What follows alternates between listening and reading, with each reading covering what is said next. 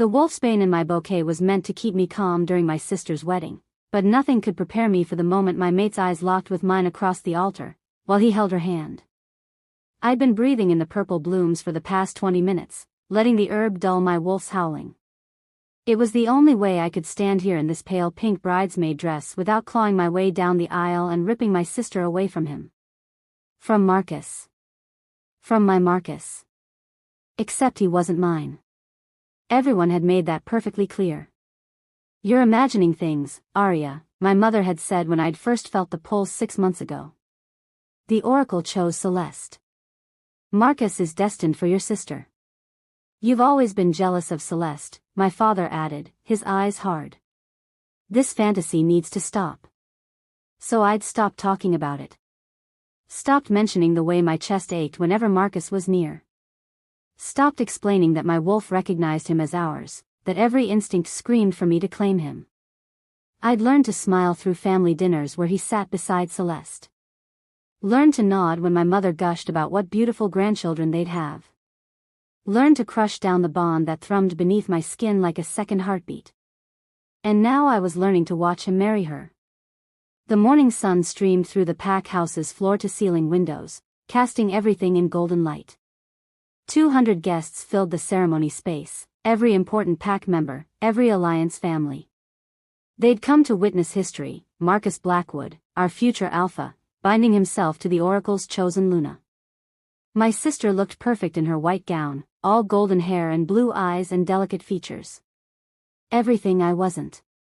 She'd always been the beautiful one, the special one, the one everyone loved. And I'd always been fine with that. Until Marcus. The officiant droned on about eternal bonds and pack unity. I kept my eyes on my bouquet, counting the wolfsbane blooms. 17. I'd counted them 4 times already. If anyone objects to this union. My wolf surged. Say something. Stop this. He's ours. I bit down on my tongue until I tasted blood. The wolfsbane wasn't strong enough. Nothing was strong enough to quiet the screaming in my soul. No one spoke. Of course no one spoke. Then by the power vested in me by the moon. The double doors at the back of the ceremony space crashed open. Every head turned. I looked up from my flowers for the first time since the ceremony began.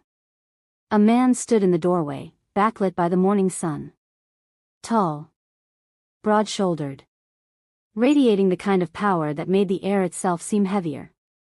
Alpha Dominic Ashford of the Northern Pack. I'd never seen him before, our packs had been rivals for generations, but everyone knew his reputation. Ruthless. Cunning.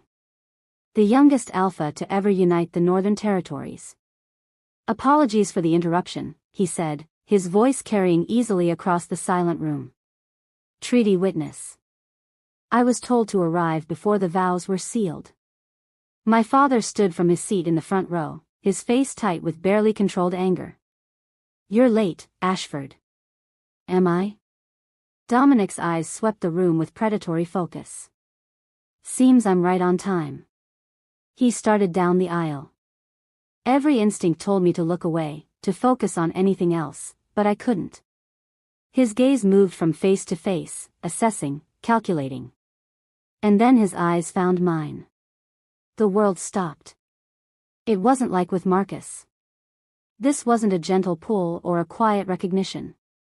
This was a thunderclap. An earthquake. A forest fire igniting in my chest. Dominic froze mid-step. His eyes widened, then flared gold as his wolf surged to the surface. "Mate." The word whispered through my mind, but I didn't know if it was my thought or his. "No," I whispered. "No, this can't." But Dominic was already moving again, striding down the aisle with singular purpose. Not toward the altar. Toward me.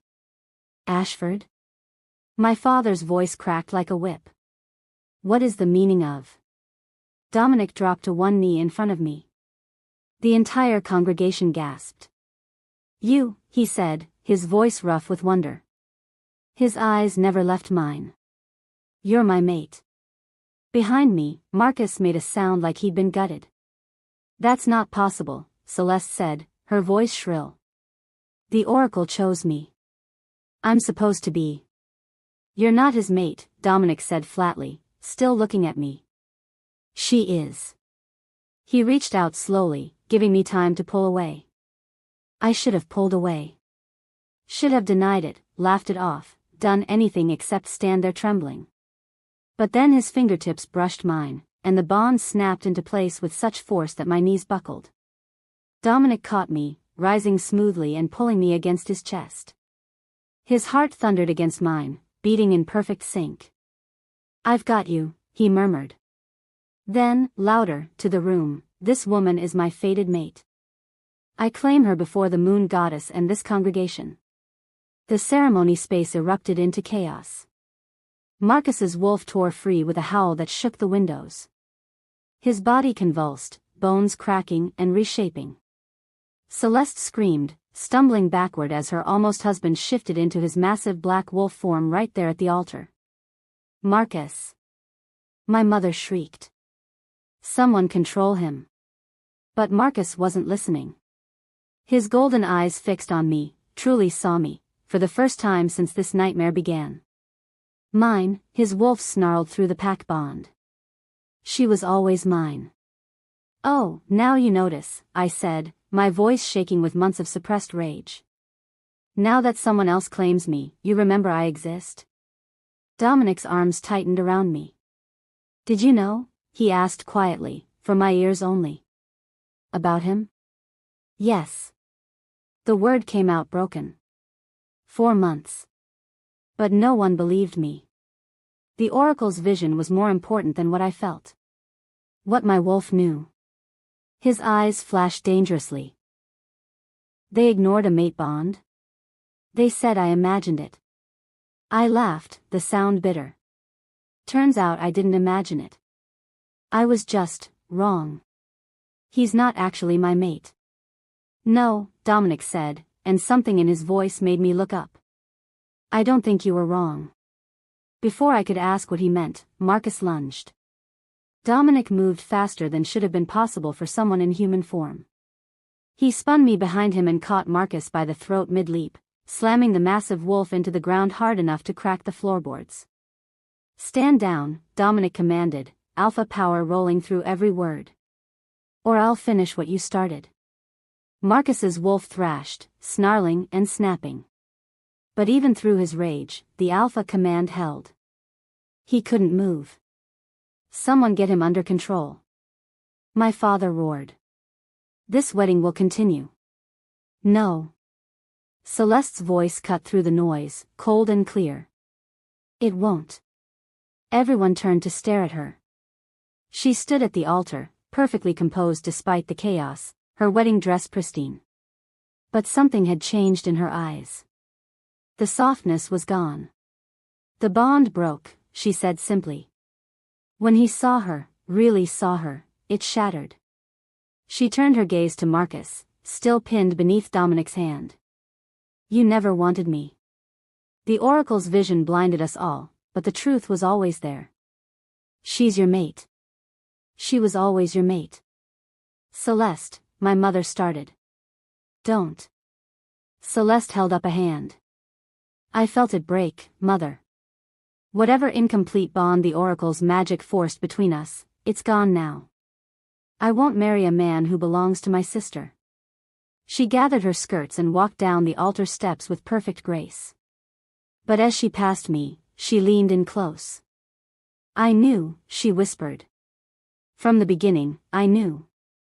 But I wanted to be Luna more than I wanted to be honest. I'm sorry, Arya. I'm so sorry." Then she was gone, disappearing through a side door, leaving her wedding in ruins. Dominic released Marcus, who shifted back to human form in a cascade of light. Someone tossed him pants. He pulled them on with shaking hands, his eyes never leaving my face. "Arya." My name sounded like a prayer. I didn't understand. The Oracle's vision, the pack's expectations, I thought. He took a step toward me. "But I feel it now. You're my mate. You've always been my mate. Don't. The word came out sharper than I intended. Don't do this now. But we're mates. So what? I laughed, the sound hollow. You're 6 months too late, Marcus. 6 months of telling me I was crazy. 6 months of watching you with my sister. 6 months of being invisible while you planned your future with someone else. I'll make it right, he swore. We can. You'll do nothing. Dominic stepped between us again, his presence a wall. She just told you no. Honor that. Marcus's hands clenched into fists. This doesn't concern you, Ashford. It concerns me completely. She's my mate too. The room went silent. I stared at Dominic's broad back, my mind refusing to process his words. What? He turned to face me, and the look in his eyes stole my breath. You have 2 mate bonds, he said gently. One with him. One with me. It's rare, but it happens. Usually when the moon goddess has plans that require. He paused. Complicated alliances. That's impossible, my father sputtered. The oracle never mentioned. The oracle sees what she wants to see, Dominic said coldly. Visions can be manipulated. Especially when power and politics are involved. He was right. I felt it in my bones. The bond with Marcus that I'd carried alone for months, and this new bond with Dominic, just as strong, just as real. 2 mates. 2 bonds. 2 impossible choices. Marcus pushed forward again. Arya, please. Let me explain. She doesn't owe you anything, Dominic said. You had your chance. You chose wrong. And what? You think you can swoop in Anne? I think I can offer her what you never did. Respect. Belief. A choice. Dominic turned back to me, and when he spoke, his voice was for me alone. I don't know what the moon goddess has planned. I don't know why you have 2 bonds or what it means. But I know this, you've been hurt enough. So I'm giving you something no one else has. He stepped back, releasing me completely. I'm giving you a choice. Come with me to the Northern Pack. Stay here with him. Or reject us both and walk away free. Whatever you decide, I'll honor it. Wanting to see what would happen next, subscribe to this channel to get to listen to more of our upcoming exciting stories. Click on the subscribe button now. Thank you. Chapter 2. The Pack House Library had always been my refuge.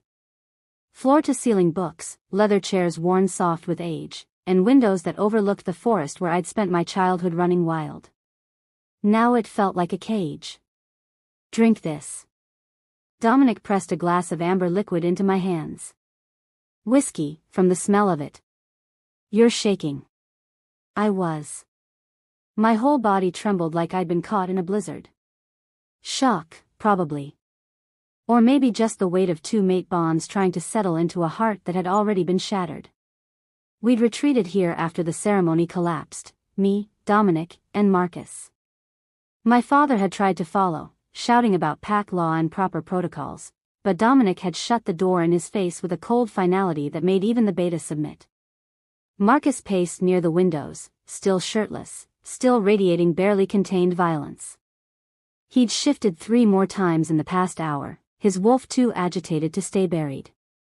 We need answers, Dominic said. He'd claimed the chair across from mine, but his posture was anything but relaxed. Every muscle coiled tight, ready for a fight. Starting with how this happened. The Oracle's vision, Marcus started, was bullshit. Dominic's voice cut like a blade. I've dealt with enough seers to know they can be manipulated. Someone wanted Arya hidden. Someone powerful enough to fool an entire pack. I stared into the whiskey, watching the light catch in the amber depths. My mother. Both men turned to me. It was my mother, I said again, surprised by how steady my voice sounded. It had to be. She's the one who insisted I was imagining the bond. Who pushed Celeste and Marcus together. Who arranged for the Oracle to perform the ceremony today instead of waiting for the full moon like tradition demands. Marcus's jaw clenched. Luna Catherine wouldn't. Wouldn't what? Lie? Manipulate? Sacrifice one daughter to elevate the other? I laughed, the sound brittle. You don't know my mother like I do. Dominic leaned forward, elbows on his knees. Why would she hide your bond? Because Celeste is her favorite. Because Celeste has always been meant for greatness. I took a sip of the whiskey. It burned going down, but the pain felt clean. Honest. I'm just the spare. The daughter who was good enough to support Celeste's rise but never meant to outshine her. That's not. Marcus stopped, his face twisted with something that looked like guilt. Arya, there's more to it than that. Something in his tone made my stomach drop. What do you mean? He wouldn't meet my eyes. Just kept staring out at the forest, his hands clenched into fists against the window frame. Marcus. Dominic's voice dropped into alpha command. Talk. Now. I knew. The words came out barely above a whisper. Not everything, but I knew something was wrong. The glass slipped from my fingers. It hit the hardwood floor but didn't break, just rolled in a lazy circle, spilling whiskey like blood. You knew? I couldn't breathe. Couldn't think past the ringing in my ears. You knew and you. The bond felt wrong from the start with Celeste. Marcus finally turned to face me, and I saw the truth written across his features. Raw. Undeniable. It was there, but weak. Forced. Nothing like what the stories describe. And sometimes, when you were near, my wolf would. He swallowed hard. He'd go crazy. Desperate. Like he was trying to reach something I couldn't see. But you married her anyway. My voice sounded strange. Distant. Like it belonged to someone else. I was going to call it off. The words tumbled out faster now. I swear, Arya. After the wedding, after I secured my position as Alpha, I was going to investigate. To figure out what was wrong. And if you were really my mate. You'd what? Divorce my sister? Claim me as your second choice. I stood up, my hands shaking so hard I had to clench them into fists. You felt the bond was wrong and you said nothing. You let my family gaslight me. You let me think I was crazy. I thought I was protecting you. Marcus stepped forward, anguish clear on his face. Your mother warned me that if I acknowledged a bond with you before securing my alpha position, the pack would see it as weakness. That challenges would come. She said the Oracle's vision would protect us all if I just trusted the process. So you chose power over me. The words hung in the air like a death sentence.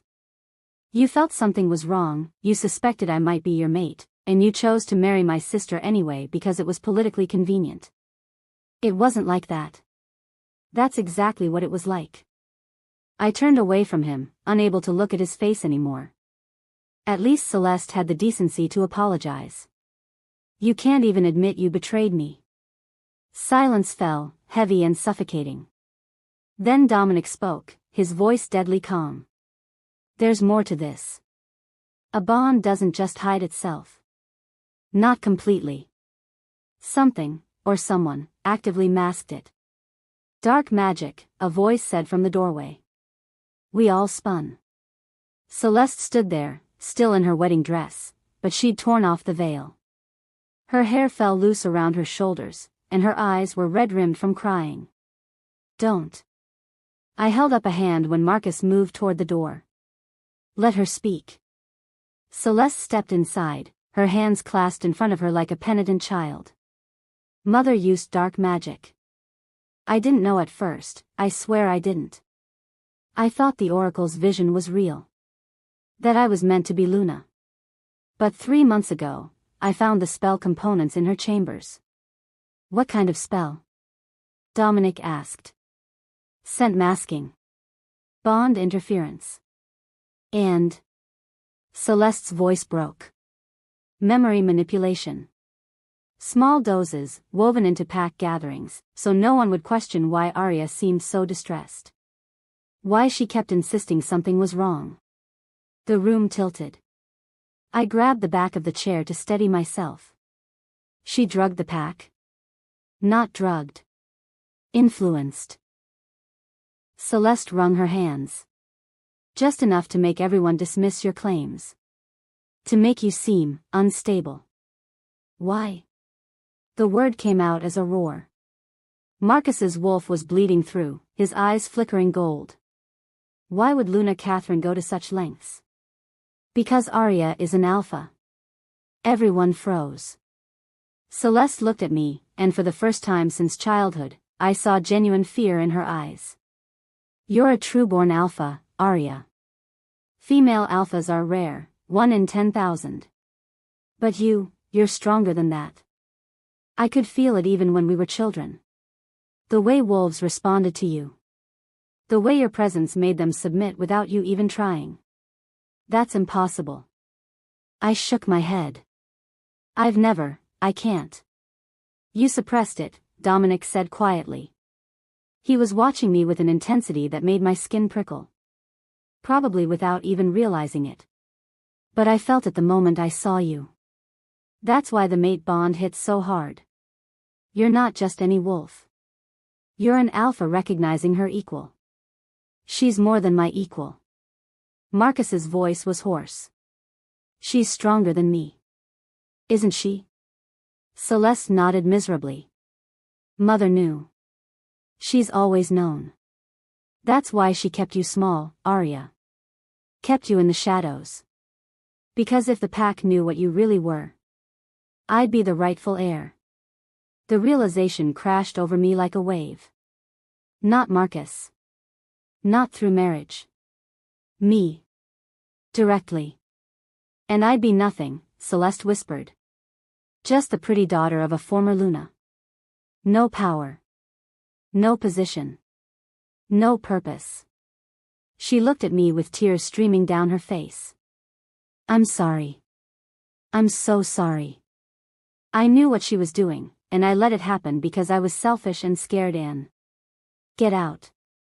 I couldn't look at her anymore. Couldn't bear the sight of her standing there in her wedding dress, confessing sins that had cost me everything. Get out before I do something we'll both regret. Celeste fled. The door clicked shut behind her, and the silence that followed was deafening. An alpha. Marcus said the word like a prayer. Or a curse. All this time, you were an alpha, and he cut himself off, running both hands through his hair. Moon goddess. What have I done? You chose wrong, Dominic said flatly. The question is what you do now. Marcus's head snapped up. What I do? I claim her. She's my mate. My Luna.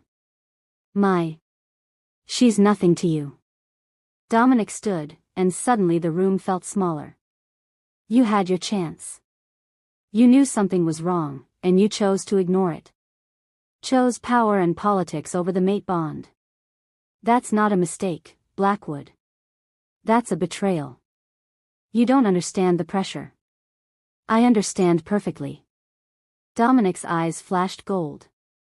I've been an alpha since I was 19 years old. I've made hard choices, sacrificed pieces of myself for my pack's survival. But I would never choose politics over my fated mate. Easy to say when you just found her. Marcus stepped forward, aggression rolling off him in waves. I was in an impossible situation. Stop. The word came from my mouth, but it wasn't my voice. Not quite. Power rolled through the room like thunder. Both alphas staggered back a step, their wolves submitting instinctively to the command in my tone. I stared at my hands. They were glowing. Faint, like moonlight beneath skin, but definitely glowing. What? I couldn't finish the sentence. Your alpha power. Dominic's voice held awe. It's surfacing. The mate bonds must have triggered it. Both of them, combining, breaking through whatever suppressions your mother placed on you. The glow faded, but I could still feel it. A current of power running beneath my skin, waiting. Ancient. Hungry. There's something else. Dominic moved closer, cautious, like approaching a wild animal. You said your mother is the former Luna. What bloodline does she carry? Silvercrest, I said automatically. Old pack, but nothing special. Why? And your father? Ironwood. Beta line going back 5 generations. Neither of those bloodlines produce female alphas. Dominic's eyes locked on mine. Let alone one this powerful. Which means. The pieces clicked together in my mind. I'm not his daughter. Arya, Marcus started. No. I held up a hand, and both alphas stopped moving. The power was getting easier to control, flowing through me like water finding its level. It makes sense. Mother's always been distant with me. Always favored Celeste. And father. I laughed bitterly. He's never looked at me the way he looks at Celeste. Never. There are ways to find out for certain, Dominic said carefully. Blood tests. Scent analysis. The pack records. I know whose daughter I am. The voice came from the doorway again. But this time it wasn't Celeste. My mother stood there, still dressed in her formal Luna attire from the ceremony. Her silver hair was pulled back in an elegant knot, her face perfectly composed. She looked like she'd just come from tea, not from watching her carefully constructed world collapse. You're a persistent child, she said calmly. I'd hoped the suppressions would hold until after Celeste was safely bound as Luna. But I suppose it's fitting that everything falls apart on what should have been her finest day. Who is my father? I demanded. Catherine Silvercrest smiled. It was the coldest thing I'd ever seen. Lycaon Nightshade, she said. First wolf. Original alpha. Progenitor of our entire race. The world stopped spinning. That's impossible, Marcus whispered. The first wolves died 3,000 years ago. They're legends. Myths. Most of them did die, my mother agreed. But Lycaon lived. He's lived for millennia, sleeping between eras, waking only when the wolf nation needs him. Her eyes fixed on me, and for the first time, I saw something other than cold calculation there. Fear. He woke 25 years ago. I was young, newly mated to your father, to Gregory, and ambitious. Lycaon offered me power. A child who would carry his bloodline. An heir to everything. So you betrayed your mate. The words tasted like ash. You slept with a legend and passed me off as Gregory's daughter. I gave you life, Catherine snapped. I gave you the most powerful bloodline in existence. You should be grateful. You condemned me. The power surged again, stronger this time. The windows rattled. Books fell from shelves. Both Marcus and Dominic dropped to one knee, unable to resist the alpha command in my voice. You gave me power I didn't understand, then spent my whole life suppressing it. Making me feel weak. Wrong. Broken. All so your legitimate daughter could have the life you thought she deserved. Celeste is fully Gregory's child, my mother said, like that explained everything. She has the right to. She has the right to nothing. I took a step forward, and my mother actually backed up. Good. Let her feel afraid for once. You used dark magic. Manipulated pack bonds. Drugged our people. All to hide what I am. What you are is dangerous, Catherine hissed. A female alpha with first wolf blood? Do you have any idea what that means? The pack would tear itself apart fighting to claim you. The other packs would see you as a threat or a prize to be won. You'd have no life. No peace. No choice, I finished. You took away my choice. My mate. My identity. Everything. The power built higher, pressing against my skin like it wanted to tear free. You turned me into your puppet. I made you safe. My mother's composure finally cracked. I gave you a quiet life. A chance to be normal. To be happy. I was never happy. The words came out quiet, but they hit like a blow. I was drowning. Suffocating. Dying inside while pretending to smile. And you knew. You knew and you let it happen. I did what any mother would do. Any mother would trust her child. Love her child. Not lock her in a cage and throw away the key. The power finally broke free.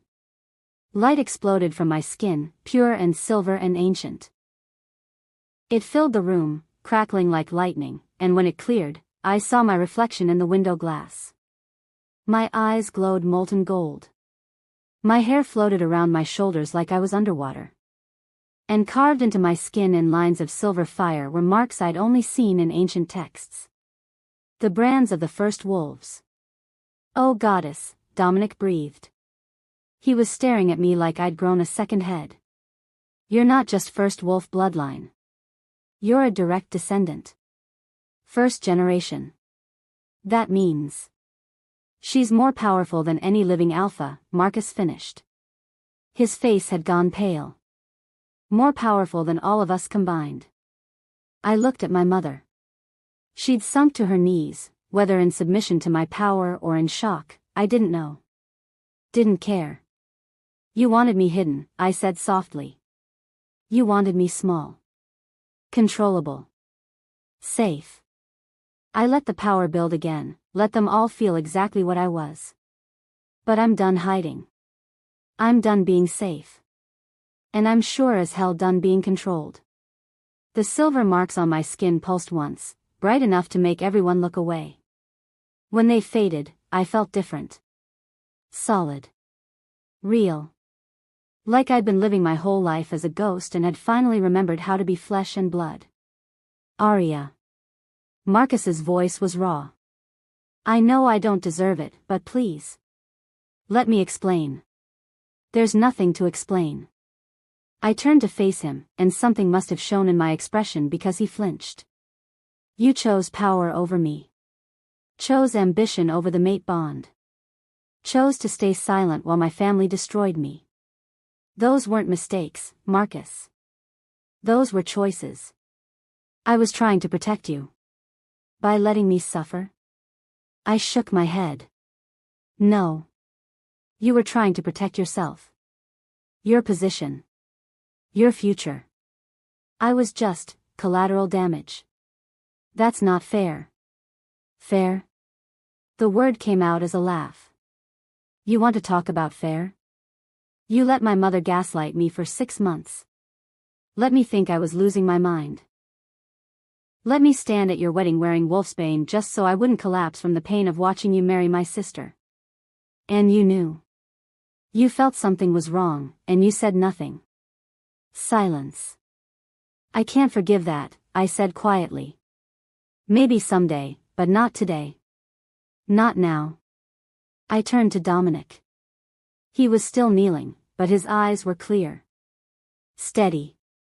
When he looked at me, he didn't see a threat or a prize. He saw me. You offered me a choice, I said. Does that still stand? Always.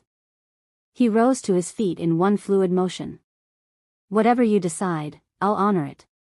Even if I choose to reject both bonds? Walk away from all of this? Even then. He took a step closer, then stopped, giving me space.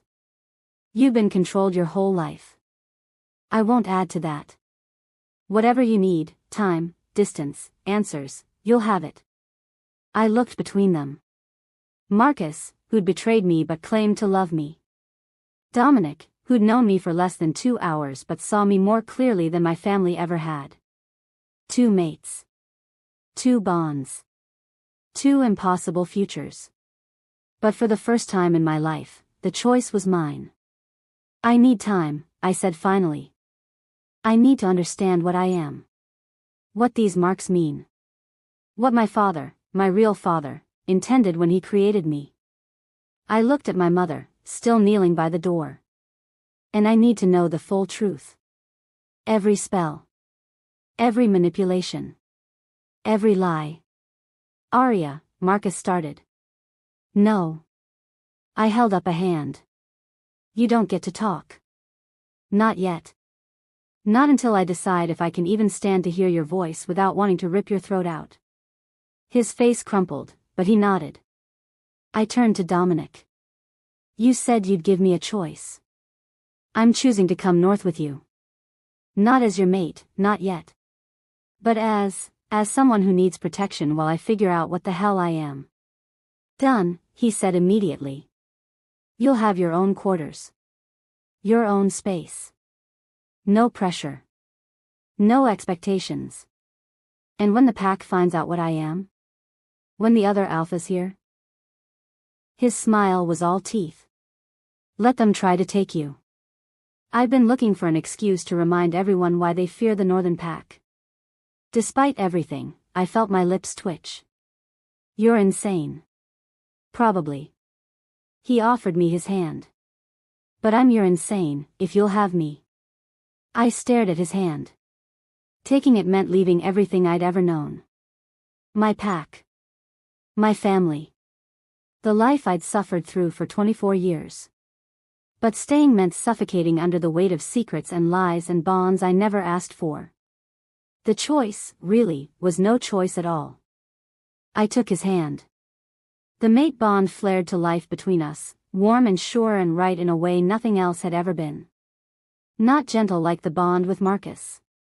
This was fire and storm and the wild howl of wolves under the moon. Let's go, I said. Before I change my mind. Dominic's fingers tightened around mine. My car's outside. We can. She's not going anywhere. My father, Gregory, I corrected mentally, stood in the doorway, blocking our exit. Behind him, I could see pack warriors gathering. 6 of them. All loyal to him. Stand down, Gregory, Dominic said, his voice dropping into alpha command. You've lost. Let her go. She's pack, Gregory said stubbornly. She can't just leave. There are protocols. Procedures. I'm not pack. The words felt strange on my tongue, but true. I never really was I? I'm the bastard daughter of a legend and a woman who betrayed her mate. I don't belong here.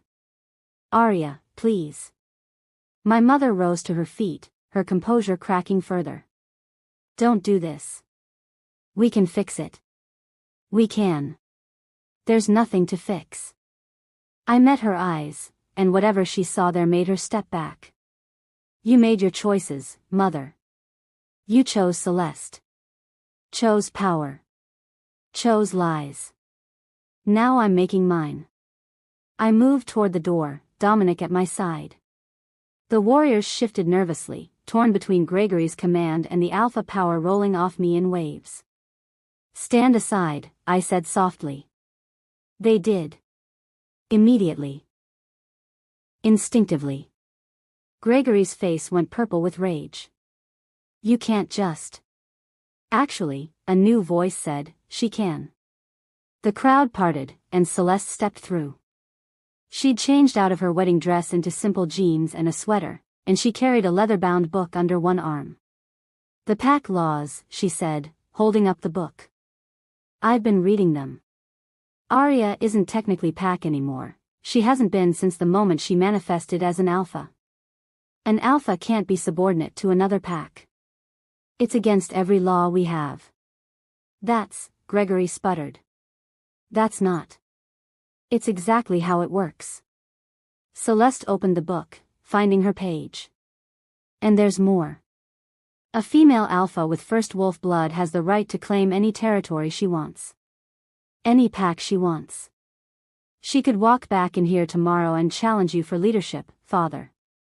And according to these laws, you'd have to accept. The blood drained from Gregory's face. So you see, Celeste continued, looking at me with something that might have been sisterly affection, you're not running away. You're choosing mercy. You could destroy everything here, you have the power and the right. But you're walking away instead. That's more grace than any of us deserve. Why are you helping me? I asked quietly. Because I love you. Celeste's voice broke. I know you don't believe that. I know I destroyed any right to call myself your sister. But I do love you, Arya. And this. She gestured at the book. This is the only thing I can do to make it even slightly right. I didn't know what to say to that. Wasn't sure I'd ever know. So I just nodded and kept walking. Dominic and I made it to his car without further interference. A sleek black SUV, expensive and powerful. Like him. I climbed into the passenger seat, my whole body shaking with adrenaline and residual power. Dominic slid behind the wheel but didn't start the engine. Just sat there, watching me. You okay? He asked. No. I laughed, the sound half hysterical. Not even a little bit. I just found out my whole life is a lie. I'm apparently descended from a god, I have 2 mate bonds I didn't ask for, and I just walked away from the only home I've ever known. So no. I'm pretty far from okay. Fair enough. He started the engine. For what it's worth, I think you're handling this better than most would. Most people don't have angry alphas and dark magic and family betrayals all hitting at once. You'd be surprised. He pulled out of the pack house driveway, and I watched my childhood home disappear in the rearview mirror. The alpha world is messier than the stories make it sound. Great. That's comforting. We drove in silence for a while. The forest flew past, familiar trees giving way to unfamiliar territory. I was leaving the South Pack lands. Leaving everything I'd ever known. Dominic? Yeah? Thank you. For giving me a choice. For not trying to claim me or force me or. Arya. He glanced at me, and his eyes were soft. I meant what I said. You've been controlled enough. I'm not going to add to that. However long it takes for you to figure out what you want, whether that's me, or Blackwood, or neither of us, I'll wait. What if it takes years? Then it takes years. What if I never choose? Then you never choose. He reached over, squeezed my hand once, then let go. I'm not going anywhere. I believed him. Which was strange, considering I'd known him for less than 3 hours. But something about Dominic felt solid. Real.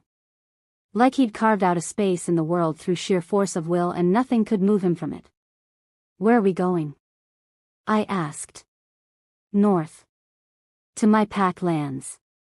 They're expecting us, I called ahead while you were talking to your mother.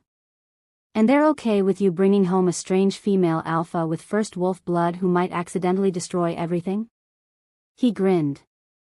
I might have left out a few details. But yeah, they're okay with it. The Northern Pack doesn't scare easily. They might when they see what I am. Let them be scared. Fear and respect walk hand in hand in my world. He glanced at me again.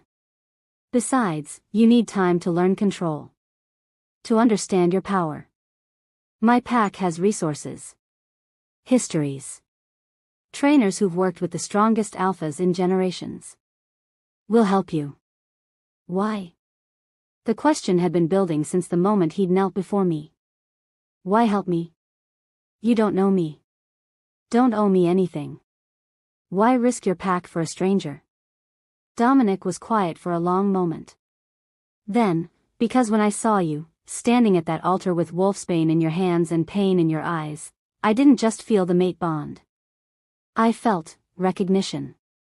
Like my wolf had been searching for you my whole life and finally understood why nothing else had ever felt right. He pulled the car over to the side of the road, turned to face me fully. I don't know what we are to each other yet, he said. I don't know if the moon goddess has plans or if this is just chance. But I know that walking away from you would be like walking away from half my soul.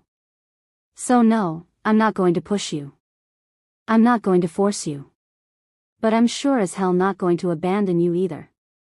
The bond between us pulsed, warm and bright and steady. I'm a mess, I warned him. I don't know what I'm doing. I don't even know who I am anymore. Then we'll figure it out together. And Marcus? Dominic's jaw tightened. That's your choice. If you want to explore that bond, I'll respect it. Even if it kills me. What if I want both of you? The question hung in the air between us. Dangerous. Impossible. Then we'll figure that out too, Dominic said finally. Pack law allows for shared mates in rare circumstances. If you're first wolf bloodline, if you're powerful enough to maintain two bonds, it could work. That's insane. Probably. He smiled. But so is everything else about today. Might as well add it to the list. Despite everything, I laughed. Real laughter this time, not the bitter sound I'd been making all day. Okay, I said. Let's go north. Let's figure out what I am. Let's. I took a deep breath. Let's see what happens. Dominic pulled back onto the road, and we drove toward the setting sun. Toward unknown territory. Toward a future I couldn't predict. But for the first time in my life, I wasn't terrified of the unknown. I was ready to face it. Wanting to see what would happen next, subscribe to this channel to get to listen to more of our upcoming exciting stories. Click on the subscribe button now.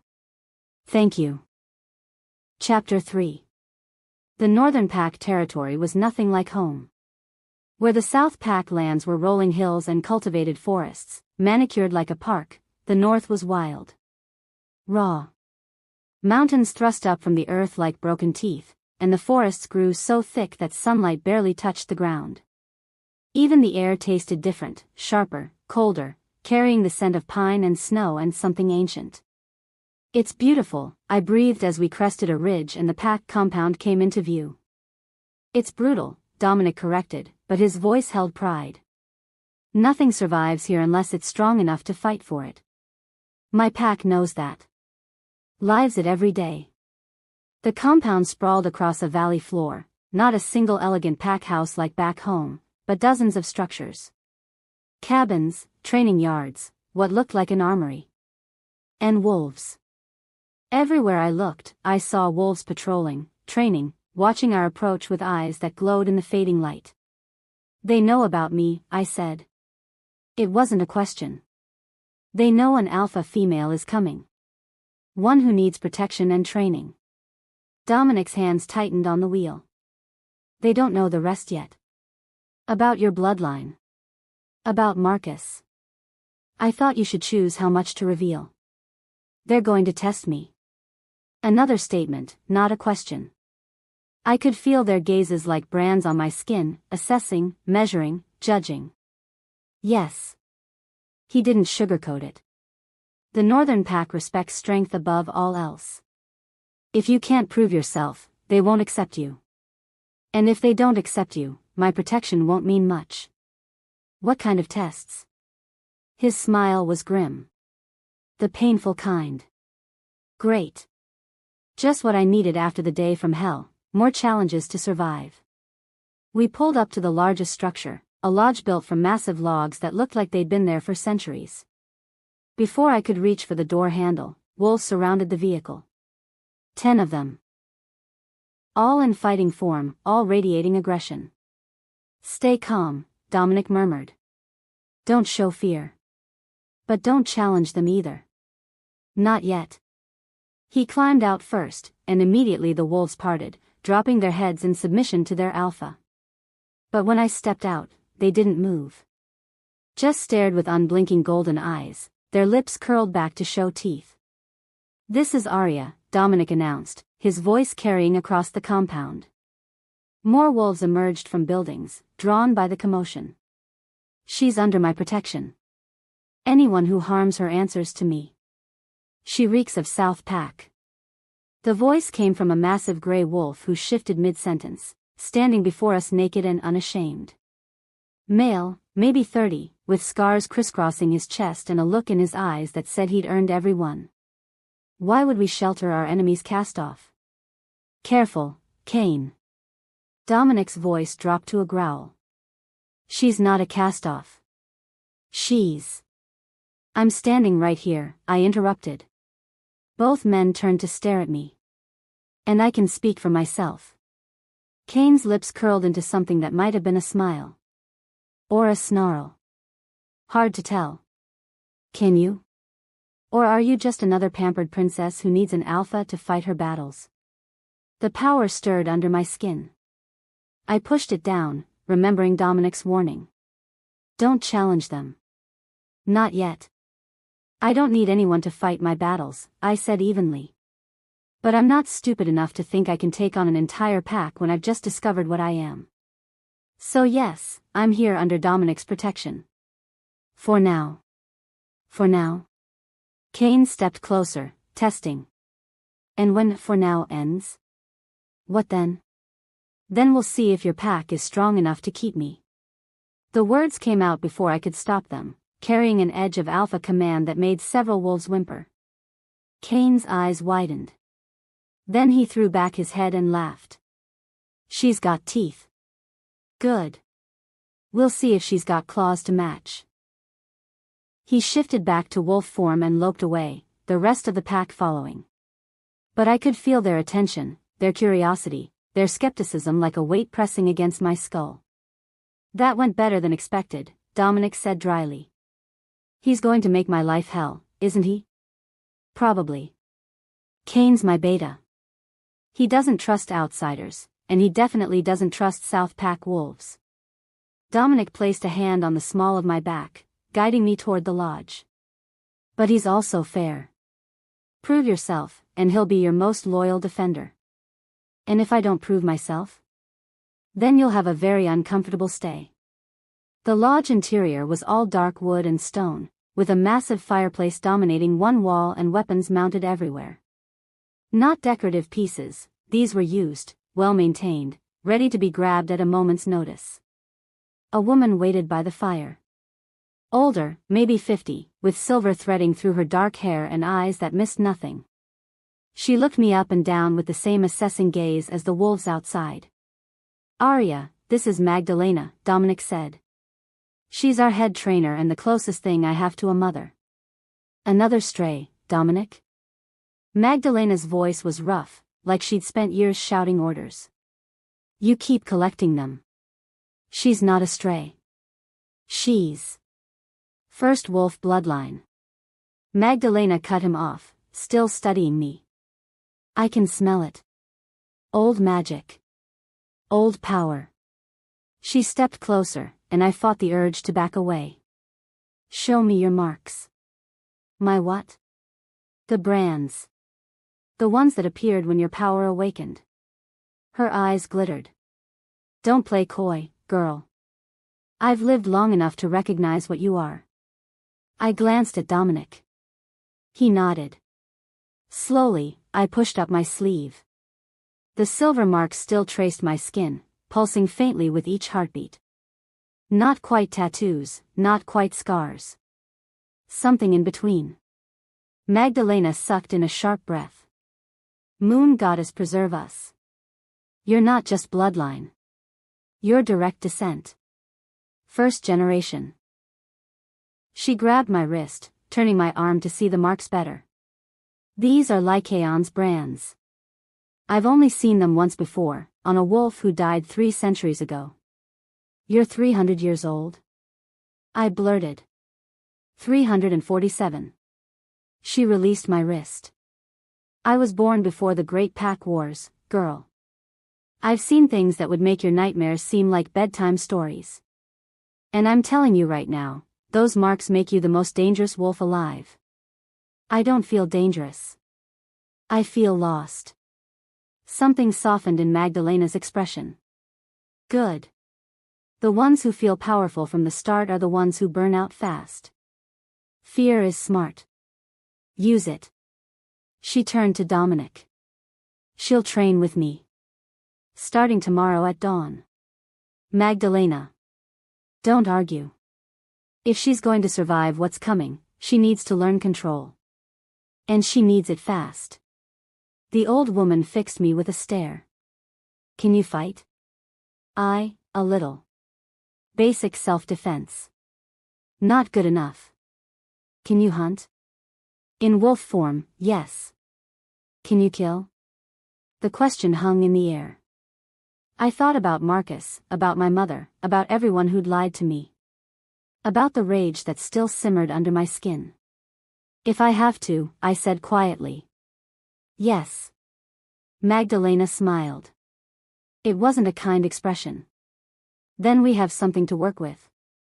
Get some rest tonight, girl. Tomorrow, we find out what you're really made of. She swept out, leaving me alone with Dominic. She's intense, I managed. She's the best. Dominic led me toward a staircase. She trained me when I first manifested as an alpha. Kept me alive when my own power tried to tear me apart. If anyone can help you, it's her. We climbed to the second floor, down a hallway lined with doors. Dominic stopped at the last one. Your room, he said, pushing it open. Private bathroom, lockable from inside. No windows on the first floor, I made sure. You'll be safe here. The room was surprisingly comfortable. Large bed, stone fireplace, rugs on the hardwood floor. But what caught my attention was the view. Floor-to-ceiling windows looked out over the valley, showing the forest stretching to the mountains beyond. It's perfect, I said. Thank you. There's a phone on the nightstand. My number's programmed in. If you need anything at all, call me. I'll come. He hesitated in the doorway. I know today was a lot. If you need space. Dominic. I crossed to him, drawn by the mate bond that hummed between us. I wouldn't have made it through today without you. I know we barely know each other, but thank you. For seeing me. For believing me. His hand came up to cup my cheek, thumb brushing across my skin with devastating gentleness. I'll always see you, Arya. Always. The bond flared, and for a heartbeat, I wanted to close the distance between us. Wanted to lose myself in this mate who'd given me choice instead of chains. But then Marcus's face flashed through my mind. The pain in his eyes when I'd walked away. The mate bond that still connected us, weaker than Dominic's but still there, still pulling. I stepped back. Dominic's hand fell away. I'm not ready, I whispered. I'm sorry, I just. Don't apologize. His voice was rough but steady. I told you, however long it takes. I meant it. He left, closing the door softly behind him. I stood there for a long moment, fighting the urge to call him back. Fighting the urge to run after Marcus. Fighting the urge to run away from all of it. Instead, I unpacked the small bag Dominic had grabbed from my room before we left. He'd thought of everything, and tried to process the day's revelations. I was first wolf bloodline. My mother had used dark magic to hide me. Marcus had known something was wrong and stayed silent. I had 2 mate bonds and an entire pack ready to test whether I deserved to breathe their air. Normal Sunday, really. I was digging through the bag when my phone buzzed. Unknown number. I almost didn't answer. But something made me swipe to accept. Arya. Marcus's voice hit me like a physical blow. Thank the goddess. I've been trying to reach you for hours. How did you get this number? Your father. Listen, I don't have much time. There's going to be a formal challenge. Of course there is. I laughed bitterly. What else could possibly happen today? I'm serious. Your father and the Pack Council, they're calling for a mate challenge. Demanding Ashford return you immediately or face war. The room tilted. They're going to start a war? Over me? Not over you. Over the principal.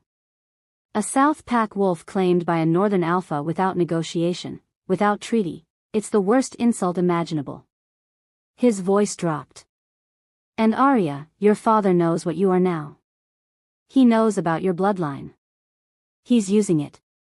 Saying you're too dangerous to be in Ashford's hands, that you need to come home where you can be protected. Protected. Right. The word tasted like poison. More like controlled. I know. I know what they did to you. And I know I was part of it. He took a shaky breath. But war is coming. Real war. Blood and death and, Arya, I can't lose you. Not like this. You already lost me, Marcus. The moment you chose to stay silent. Then let me earn you back. His voice cracked with desperation. I'm issuing the mate challenge myself. Tomorrow at dawn. I'll fight Ashford for the right to claim you properly, no interference, no politics. Just two alphas and a mate bond. Let me prove I'm worthy of you.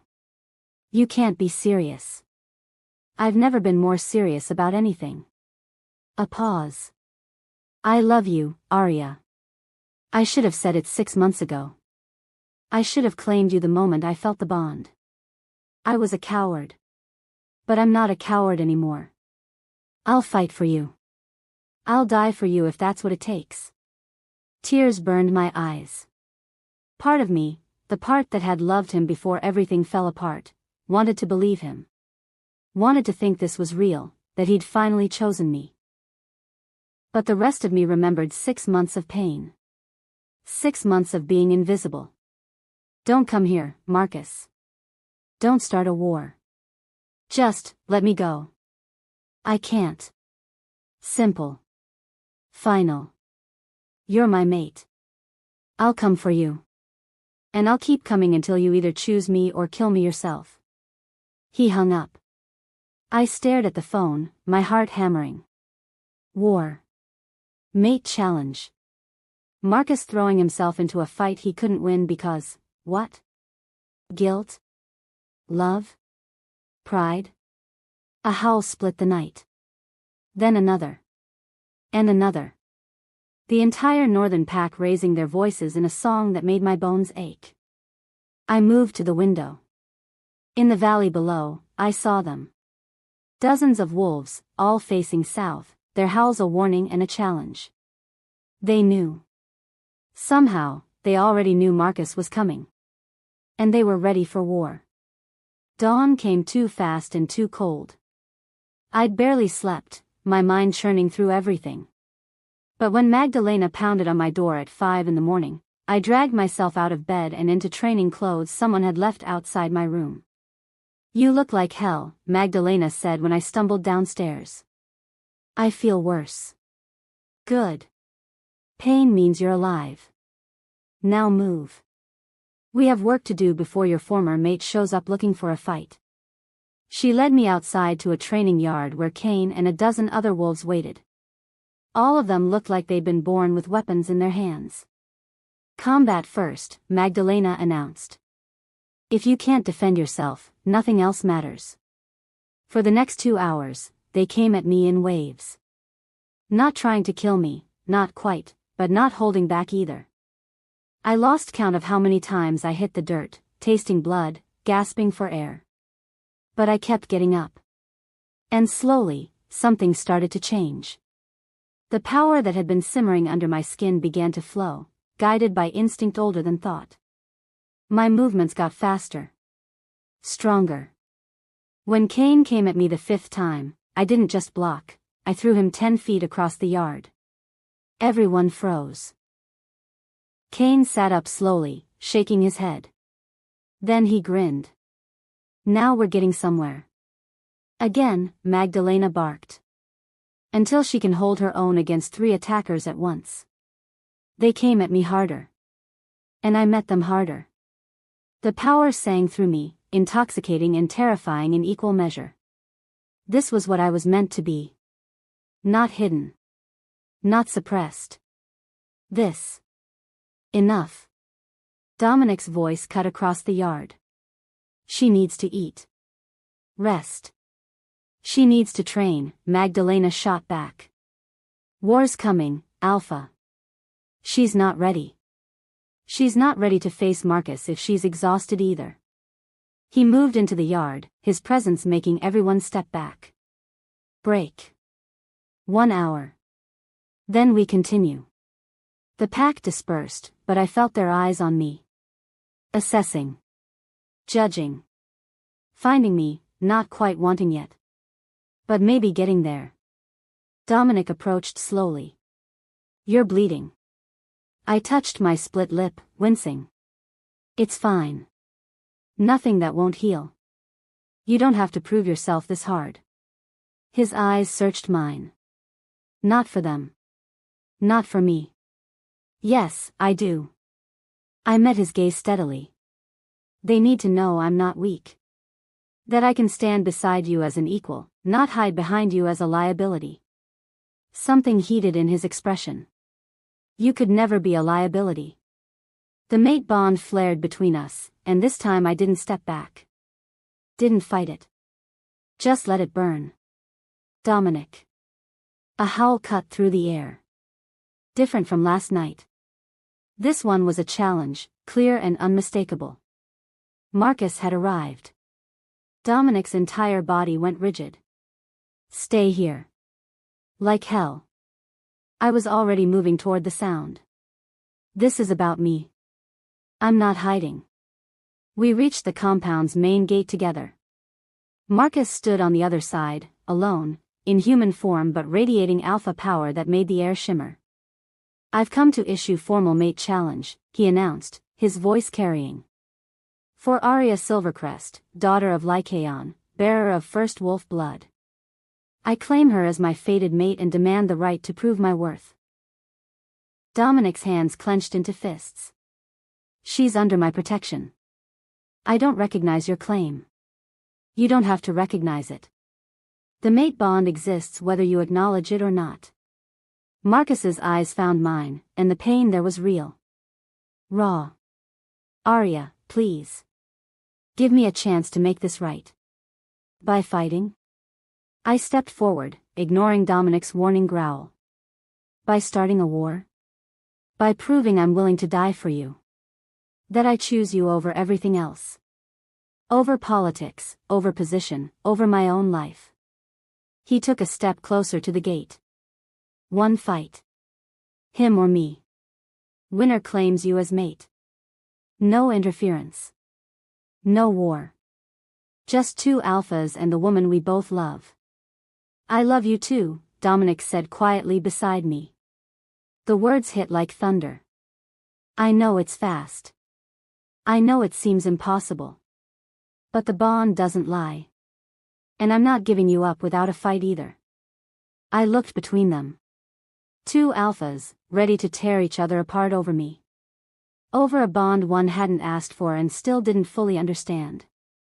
The power stirred under my skin, responding to their challenge, their aggression, their need to dominate. And suddenly I was done. Done with everyone else deciding my fate. No, I said. Both men stared at me. No? Marcus repeated. You want to fight over me like I'm a prize? Like I don't get a say? The power built higher, crackling along my skin. I'm not doing this. Not again. I won't watch two alphas tear each other apart because their egos demand it. Arya, Dominic started. Submit. The word cracked across the compound like lightning. Power exploded from me in a wave that knocked everyone back a step. Dominic's eyes went wide. Then he dropped to one knee, his alpha power bowing to mine without hesitation. And beside him, Cain, his beta, his second in command, fell too, his head bowed in absolute submission. Silence. Every wolf in the compound was on their knees. Even Marcus, across the gate, had sunk down despite himself. I stared at my hands. They glowed silver, the first wolf marks blazing like brands. Oh, I whispered. Oh God. Alpha, Cain said, his voice filled with awe. You're a true alpha. Not just an alpha. Something more. Something that could command other alphas like they were common wolves. The power faded, but the truth remained. I wasn't just strong. I was stronger than any of them. Stronger than Dominic. Stronger than Marcus.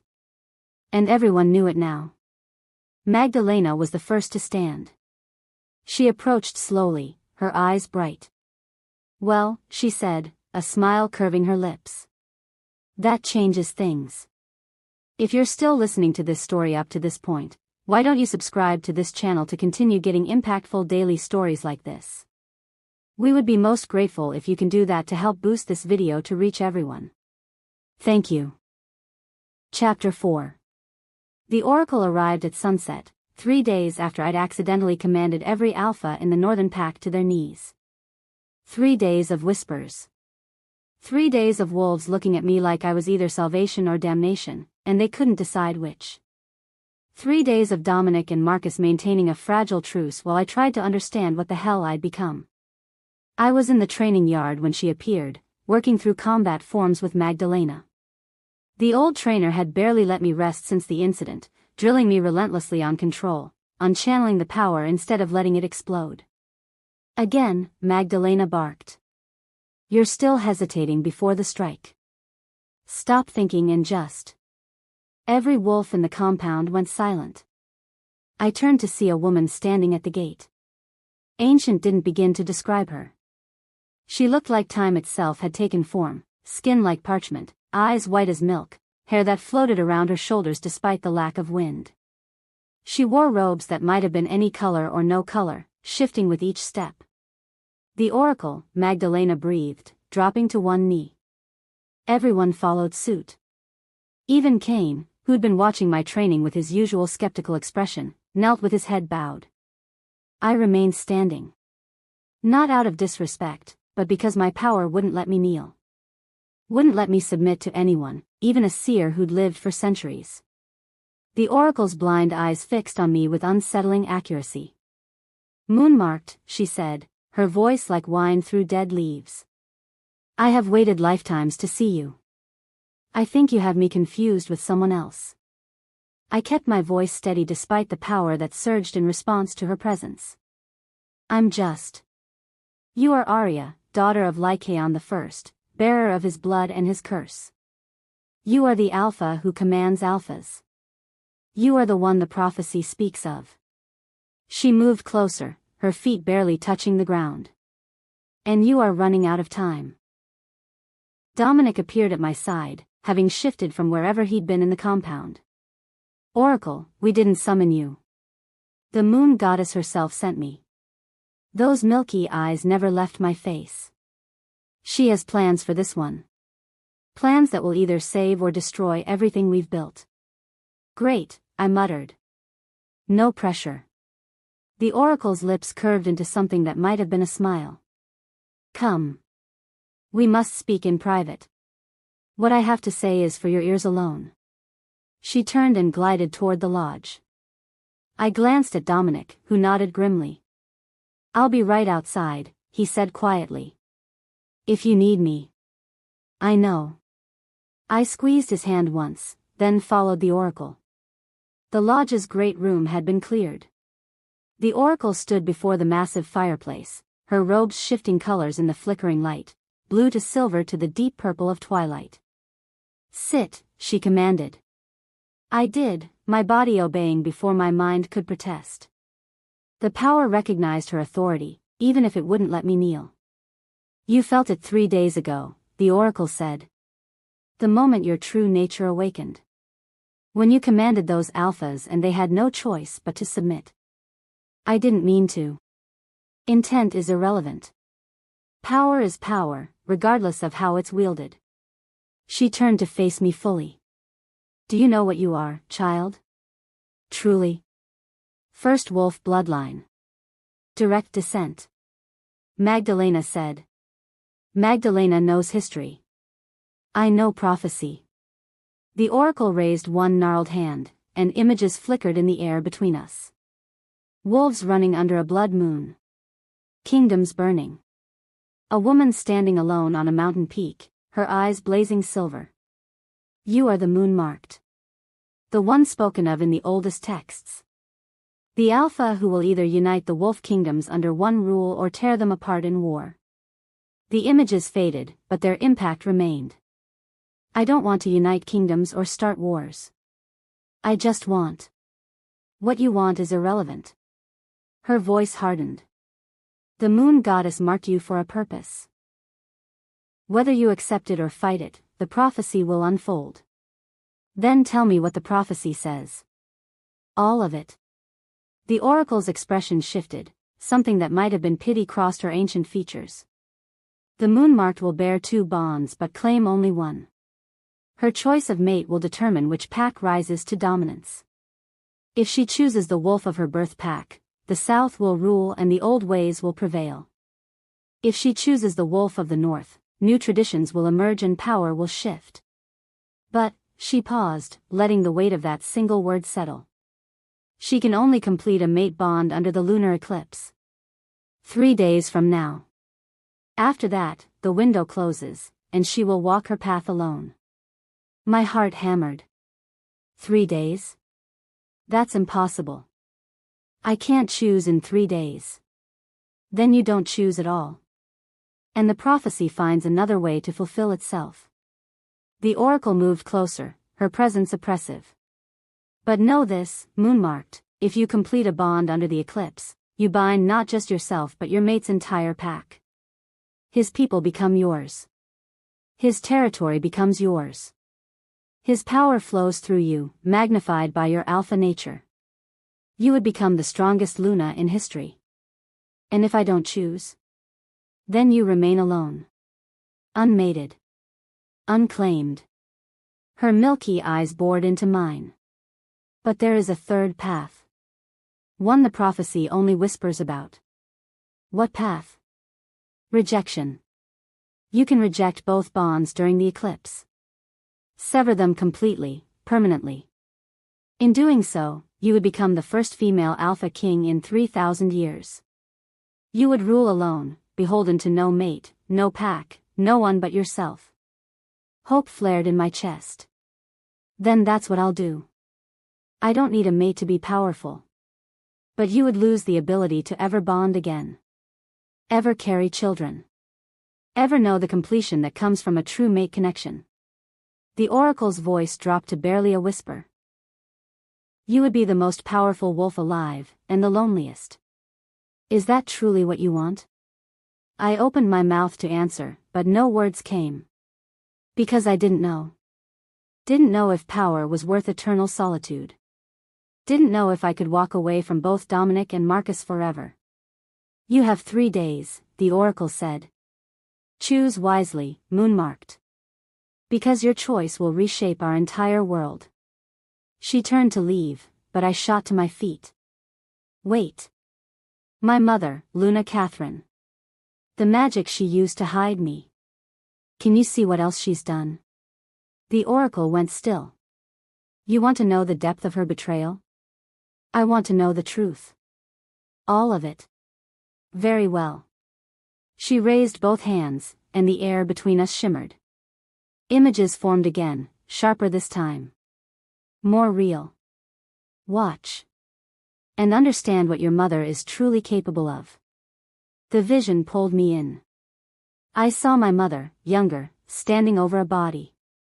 My father, Gregory, lying in bed, his face twisted in pain. A cup beside him, still dripping with liquid the color of blood. I'm sorry, Catherine whispered, but her eyes were dry. But she can't know. If he tells her about Lycaon, if she discovers what she is before I've secured Celeste's position, everything will fall apart. Gregory's hand reached for her, shaking. Please. Catherine, she's my daughter too. I raised her. She's not yours. She never was. And I won't let your attachment ruin everything.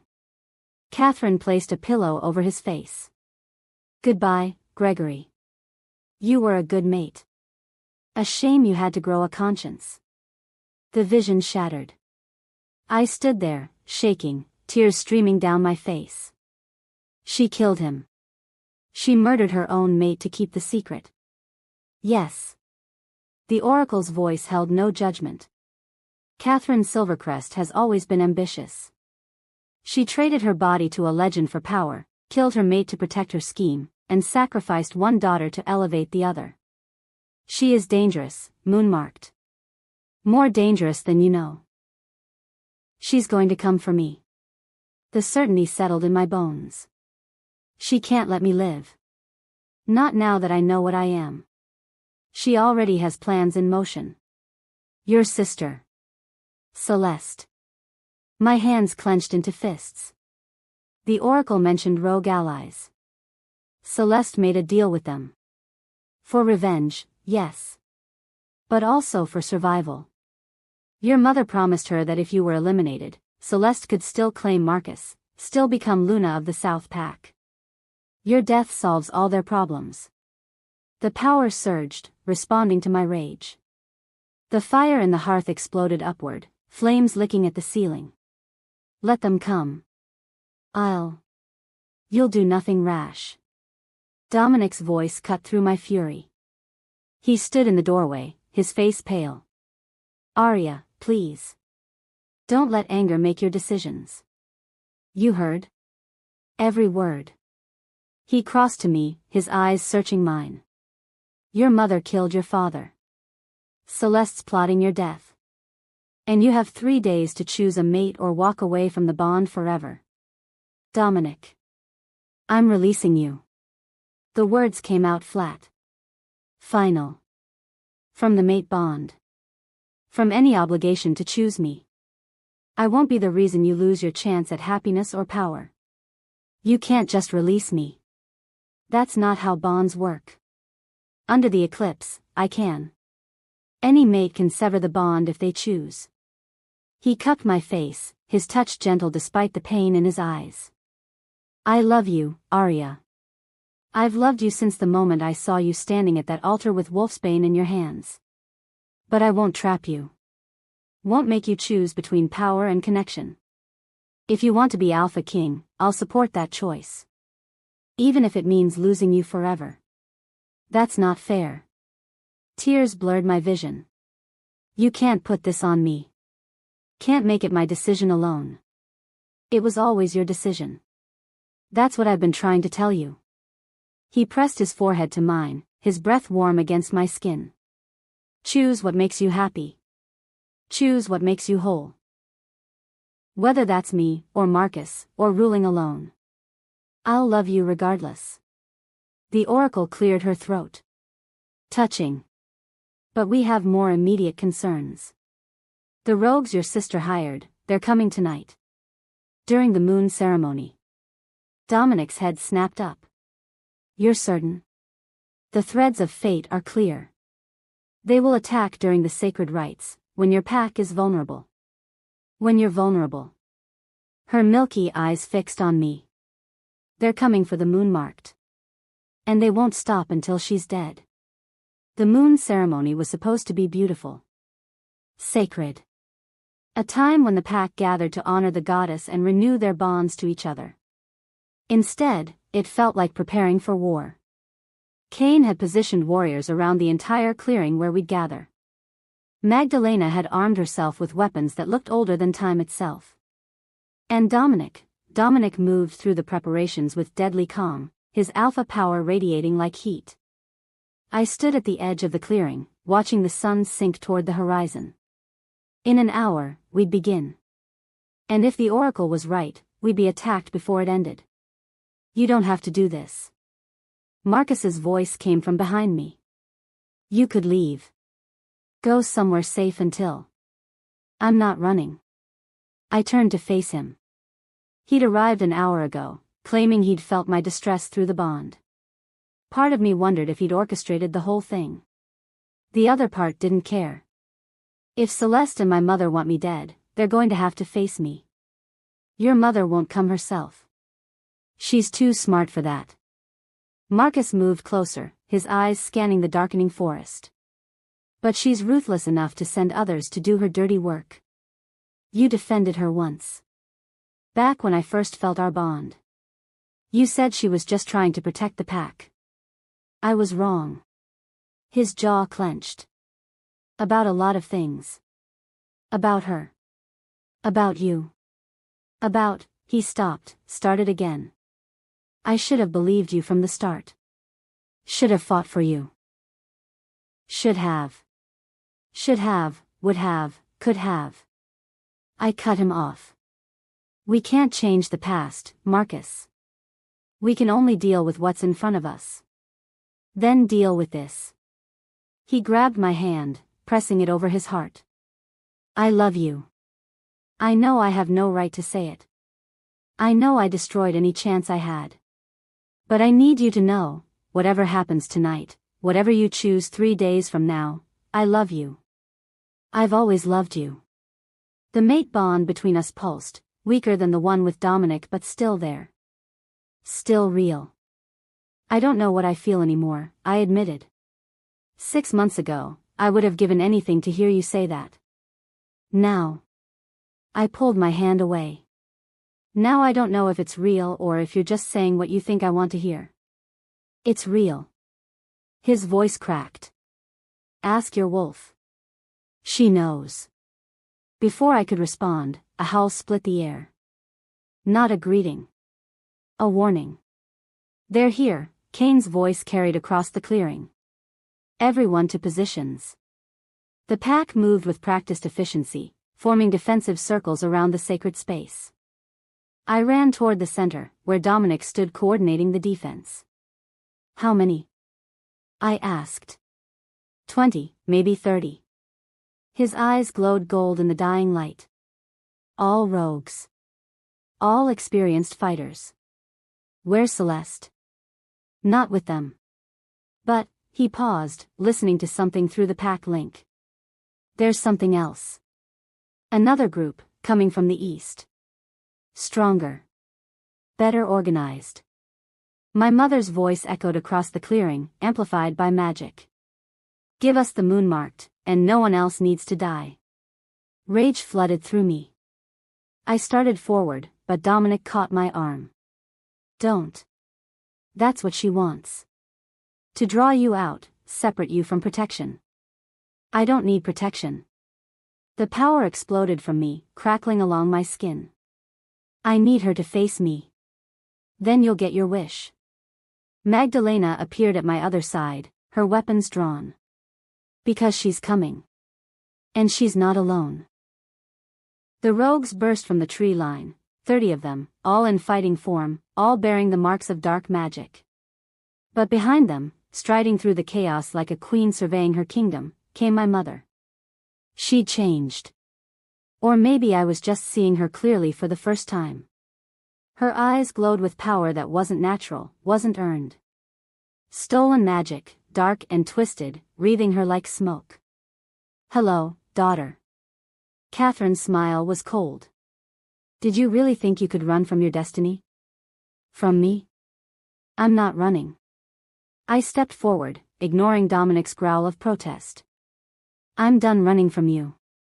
Done letting you control my life. Control? She laughed. I gave you life. I gave you power. Everything you are is because of me. Everything I am is despite you. The power built higher, responding to my rage. You murdered my father. Sold me to my sister's ambition. Used dark magic to hide what I was. All so you could play puppet master with our lives. I did what was necessary. Catherine raised her hands, and the stolen magic flared. You were too dangerous to let loose. Too powerful. You would have destroyed everything. So you decided to destroy me instead. The words came out quiet, but they carried across the clearing. You're my mother. You were supposed to love me. Protect me. Instead, you made me the villain of your story so Celeste could be the hero. Celeste was everything a Luna should be, beautiful, obedient, controllable. You were wild. Unpredictable. Wrong. Catherine's face twisted with disgust. I tried to break you. Tried to make you small. But you kept fighting. Kept pushing. So yes, I conspired with the Oracle. Used dark magic. Manipulated pack bonds. Because the alternative was watching you tear apart everything I'd built. Then watch it fall. I let the power loose. Silver light exploded from my skin, washing over the clearing like a wave. The rogues howled and scattered, unable to stand against it.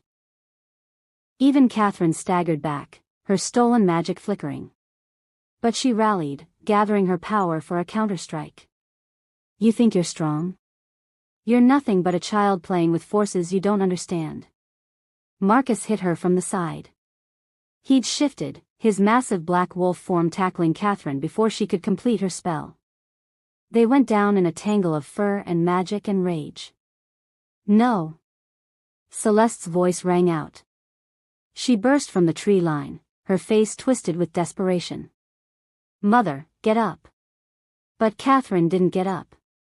Marcus's jaws were locked around her throat, and even stolen magic couldn't save her from an alpha's bite. Please, Celeste sobbed, falling to her knees. Please don't kill her. She's our mother. She's a murderer. I stood over them, my power still blazing.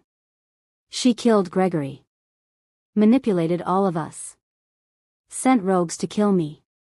Why should I show mercy? Because I'm pregnant. The words hit like a bomb. Everyone froze. Marcus released Catherine, who crumpled to the ground gasping.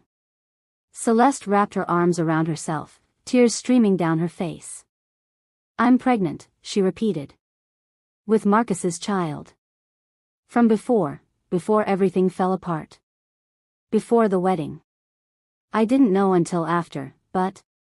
She looked at me with desperate eyes. That baby is innocent. If you kill Mother, if you start a war, that baby will suffer. Please, Arya. I know I don't deserve mercy. I know I helped her. But the baby. I stared at my sister. At the mother who'd tried to destroy me. At Marcus, who stood between them in wolf form, torn between protecting me and protecting his child. His child. With my sister. The power flickered, responding to the surge of emotion. Pain. Betrayal. Rage. And something else. Something that felt like the last piece of my heart breaking. Get out. My voice came out flat. Dead. Take her and get out. I never want to see either of you again. Arya, Celeste started. Now. The command hit like a physical force. Celeste grabbed our mother and dragged her toward the tree line. The rogues who could still move followed, limping and broken. I watched them disappear into the darkness. Watched my family, what was left of it, vanish from my life. Then I turned to Marcus. He shifted back to human form, his face anguished. I didn't know. I swear, I didn't know she was pregnant with your child. I laughed, the sound hollow. Of course. One more complication. One more reason I can never have you. It doesn't change anything. It changes everything. The power surged again, and Marcus stumbled back. You have a child coming. A child with my sister. How am I supposed to? My voice broke. How am I supposed to choose you now? How am I supposed to bond with you knowing that child exists? That you created a life with her while I was. I made a mistake. He stepped forward despite the power radiating from me. A terrible mistake. But that baby is innocent. And I won't abandon it. I can't. I know. Tears streamed down my face. I know you can't. Which meant there was no future for us. Not really. Not with his child being raised by Celeste, a constant reminder of his betrayal. Not with the bond forever tainted by what had come before. I turned away from him. Turned toward Dominic, who'd been fighting rogues at the edge of the clearing. He was bleeding. Dominic. I ran to him, my power focusing on healing instead of destruction. Dominic, stay with me. It's fine. But his voice was weak. Just a scratch. I've had worse. It wasn't fine. The wound in his side was deep, and it smelled wrong. Poisoned. Silver, Magdalena confirmed, appearing at my side. The rogues coated their claws. We need to get him inside, get the poison out before. No. Dominic caught my hand, his grip weak. Arya, listen. The oracle said, under the eclipse. I can sever the bond. You're delirious. Save your strength. I'm serious. He pulled me closer, his eyes fierce despite the pain. I release you. From the mate bond. From any obligation to choose me. You're free, Arya. Free to. Stop talking. I pressed my hands to his wound, channeling power into healing. I'm not losing you. I'm not losing anyone else. But even as I poured energy into him, I felt the bond weakening. Felt him pulling away, severing the connection even as I fought to hold on. Choose happiness, he whispered. Choose power. Choose whatever you need. But don't choose me because you feel obligated. Don't. I choose you because I love you, you idiot. The words burst out.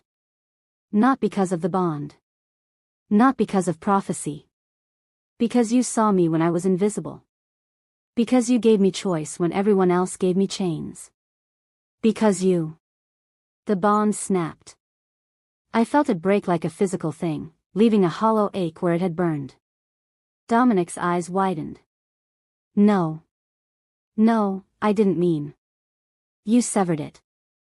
I sat back, staring at my hands. You actually severed it. I can undo it. During the eclipse, I can. Can you? The oracle's voice cut through. She materialized beside us, her expression grave. Once severed by choice, a bond cannot be remade. You freed her, Alpha Ashford. Completely. Permanently. Dominic's face went white. But I didn't, I only meant to. Intent is irrelevant. The bond is broken. The oracle turned to me. You have been released from both bonds now. Marcus's bond was severed by the revelation of his child. Dominic's bond was severed by his choice. You stand alone, moon-marked. Unmated. Unclaimed. Then the prophecy changes. She smiled, and it was terrifying. You are no longer bound by the eclipse's timeline. No longer forced to choose between mates or power. You simply are. The most powerful unmated alpha in existence. The first female alpha king, whether you claim the title or not. I looked at Dominic, bleeding and broken. At Marcus, standing alone at the clearing's edge. At the pack around us, watching to see what I would do. And I realized the oracle was right. I was alone. Completely, utterly alone. And the freedom of it was absolutely terrifying. If you're still listening to this story up to this point, why don't you subscribe to this channel to continue getting impactful daily stories like this? We would be most grateful if you can do that to help boost this video to reach everyone. Thank you. Chapter 5. The blood moon rose 3 nights later, staining the sky crimson. I stood alone on the mountain peak above the northern pack compound, watching the eclipse begin. Below, both packs had gathered, north and south, enemies for generations, united only by their morbid curiosity about what the moon-marked would choose. Or if I'd choose at all. Dominic had survived the poisoning, though the wound had left a vicious scar. He'd barely spoken to me since the oracle revealed he'd accidentally severed our bond permanently. Just watched me with haunted eyes, like he'd lost something precious and didn't know how to get it back. Marcus had stayed, despite everything. Despite Celeste's pregnancy. Despite knowing I could never fully forgive his betrayal. He'd positioned himself at the edge of the South Pack delegation, close enough to intervene if needed but far enough to respect my space. Both of them waiting. Watching. Wondering. Moon-marked. The oracle appeared beside me in that unsettling way she had. The eclipse begins. It's time to make your choice. I already made it. I kept my eyes on the bloody moon. I'm not choosing. Then you accept the path of Alpha King? Eternal solitude in exchange for absolute power? No. I turned to face her, and the power blazed along my skin. I'm rejecting your choices altogether. Her milky eyes widened. That's not possible. Not allowed. Not part of the prophecy. I laughed. I don't care. You said I'm moon-marked. That I'll either unite or destroy the wolf kingdoms. Fine. Then I'll do it my way. Not yours. Not the goddesses. Mine. You cannot rewrite ancient law. Watch me. I started down the mountain, power crackling with each step. I'm going to challenge every rule, every tradition, that's how it's always been, until I find something that actually makes sense. The oracle didn't follow. But her voice echoed after me, carrying on wind that shouldn't exist. Hubris, child. You're courting disaster. Then disaster and I should get along great. The gathered packs parted as I descended into their midst. Hundreds of wolves, all watching with varying degrees of fear, awe, and hostility. I felt their attention like pressure against my skull. Magdalena stood at the base of the mountain, her weapons gleaming in the eclipse light. You've made a decision. I have. I stopped in front of her, then raised my voice. So everyone could hear. I'm done playing by rules written by dead wolves who never imagined someone like me could exist. Murmurs rippled through the crowd. Dominic pushed through from the North Pack side, his face concerned. Marcus moved from the south, his expression unreadable. Arya, what are you doing? Dominic asked quietly. Rewriting history. I turned to address both packs. The prophecy says I must choose one mate. That my choice determines which pack rules. That I either bind myself to tradition or walk alone forever. My power surged, making the air shimmer. I say the prophecy is wrong. Gasps. Shocked whispers. Someone, I think it was Cain, actually laughed. You can't just declare a prophecy wrong, Marcus said carefully. The moon goddess. The moon goddess gave me this power. Marked me with these brands. Made me strong enough to command every alpha here with a single word. I met his eyes, then Dominic's. If she wanted me to follow the old ways, she wouldn't have made me capable of destroying them. The oracle materialized at the edge of the gathering. What are you proposing, Moonmarked? A new law. A new tradition. I looked between Marcus and Dominic. I'll take both mates, if they can coexist. If they can share. If they can put aside their egos and their need for dominance and accept that I'm the alpha here. Not them. Me. Silence. Complete, shocked silence. Then chaos erupted. That's forbidden, someone shouted. Against every law we have. An abomination. Silence.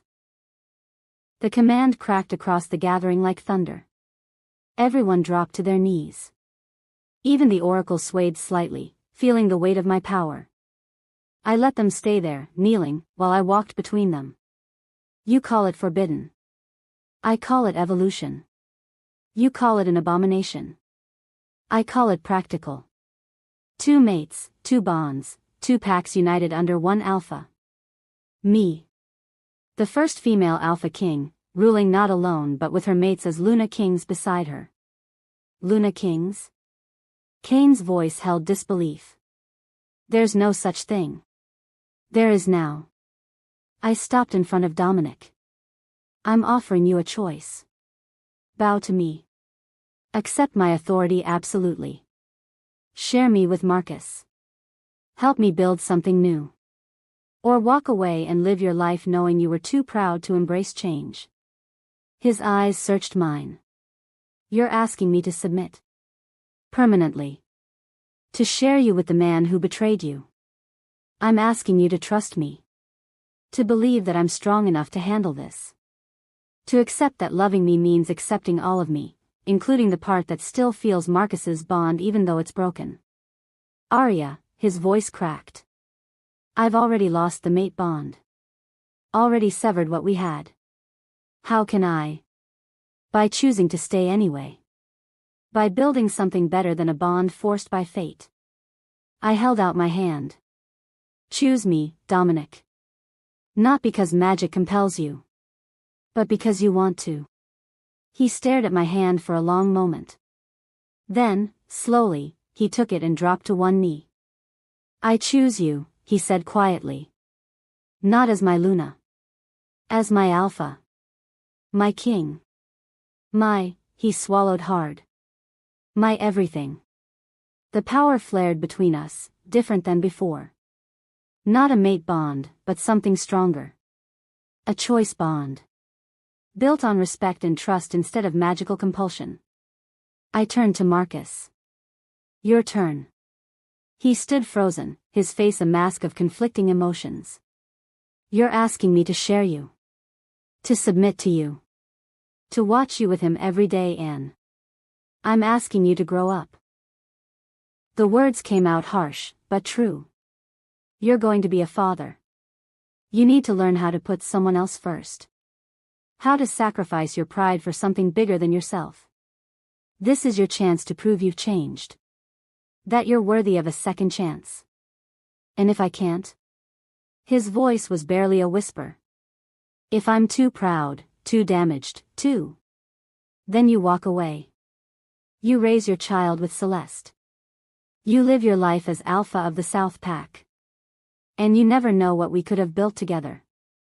Marcus looked at Dominic, still kneeling beside me. At the gathered packs, watching this impossible moment. At me, standing in the eclipse light with power blazing from my skin. I need time, he said finally. I can't, I need to think about this. Before I could respond, a howl split the air. Wrong. Twisted. Filled with dark magic that made my skin crawl. She lies. My mother's voice echoed across the gathering, amplified by stolen power. The moon marked will destroy us all. She must be stopped. Catherine emerged from the South Pack delegation, and she wasn't alone. Celeste stood beside her, and both of them glowed with magic that felt diseased. Wrong. They'd merged their power somehow, twining dark spells together until they pulsed as one entity. You couldn't leave well enough alone, my mother snarled. Couldn't just die quietly. Couldn't let Celeste have her future. Now you want to break every law, corrupt every tradition. Now I want to be free. I stepped forward, my power rising to meet theirs. Something you never understood. Freedom? Celeste laughed, the sound brittle. You call this freedom? Forcing two alphas to submit? Creating abominations? You're worse than Mother ever was. At least I'm honest about what I want. I glanced at her stomach, where the pregnancy was just starting to show. How long did you plan to hide Marcus's child? How long before you used that baby as leverage? That baby is leverage, Catherine said coldly. An heir to the South Pack. A bargaining chip. A reason for Marcus to stay loyal. Marcus isn't property. The power exploded from me in a wave. Neither am I. Neither is that child. We're not your chess pieces. Then die as martyrs. Catherine raised her hands, and the dark magic coalesced into something tangible. Deadly. Together, Celeste and I are strong enough to take your power. To steal your bloodline. We'll absorb what you are and use it to rule both packs. They attacked. The magic hit like a battering ram, dark tendrils of power that sought to rip the life from my body, to tear away my connection to the first wolf blood and claim it for themselves. But they'd underestimated what I'd become. I didn't just defend. I attacked. The Alpha King power erupted from me in its full, terrible glory. Silver light that burned away darkness, that shattered stolen magic like glass. It crashed into Catherine and Celeste with the force of an avalanche. My mother screamed. Celeste fell, the merged magic breaking apart, leaving them both vulnerable. You tried to take what wasn't yours, I said, my voice resonating with ancient power. You used dark magic. Murdered. Manipulated. Destroyed everything you touched in pursuit of power you never earned. Arya, please, Celeste sobbed. The baby. The baby will be fine. I approached them slowly, power crackling with each step. Because unlike you, I'm not a monster. I won't punish an innocent child for its parents' sins. I placed my hand on Celeste's stomach, channeling healing magic. Cleansing the dark magic's taint from the baby inside. Protecting it from the fallout of this battle. Then I turned to my mother. But you, Catherine Silvercrest, you murdered your mate. You tried to murder me. You corrupted everything you touched. The power built higher. The penalty for killing your fated mate is death. Pack law. The oldest law we have. You can't, Catherine's eyes went wide with fear. I'm your mother. You stopped being my mother the moment you put that pillow over Gregory's face. I let the power loose. Goodbye, Catherine. May the moon goddess have mercy on your soul, because I won't. The silver light consumed her. Not painful, I wasn't cruel. But absolute. Final. When it faded, Catherine was gone. Just ash on the wind, and the faint echo of a scream that would haunt my dreams. Celeste collapsed, sobbing. You killed her. You actually killed her. She killed herself the moment she chose dark magic over family. I looked down at my sister, broken, pathetic, her ambitions reduced to ash along with our mother. Take your baby. Raise it well. And never come near me again. Where am I supposed to go? Celeste's voice was small. Lost. I have nothing. No pack, no mate, no. You have Marcus's child. I turned away from her. That's more than you deserve. I walked back to where Dominic still knelt, where Marcus stood frozen in shock. The gathered packs watched in silence, trying to process what they'd just witnessed. Anyone else have objections? I asked, my voice carrying across the clearing. Anyone else want to challenge my right to rewrite the rules? To take two mates? To become Alpha King? No one spoke. No one moved. Good. I looked at the oracle. Declare it. Make it official. Let the moon goddess herself strike me down if this is wrong. The oracle studied me for a long moment. Then she smiled, actually smiled, warm and genuine. The moon goddess sends her blessing, she said. The moon-marked has proven herself worthy. She has defeated darkness with light, broken chains instead of creating new ones, and shown mercy where she could have shown cruelty. The oracle raised her hands to the blood moon. I declare Arya, daughter of Lycaon, the first female Alpha King. Ruler of North and South. Builder of new traditions. May her reign bring the unity we've sought for generations. The moon pulsed, as if in agreement. And I felt it. The goddess's approval, warm and bright and right. Dominic rose and bowed deeply. My Alpha. My King. I accept my place as your Luna King. I'll stand beside you, support you, submit to you. Whatever you need. I took his hand, pulling him close. Partners. That's what I need. Not subjects. Partners who challenge me when I'm wrong and support me when I'm right. Partners, he agreed, and kissed me. Soft.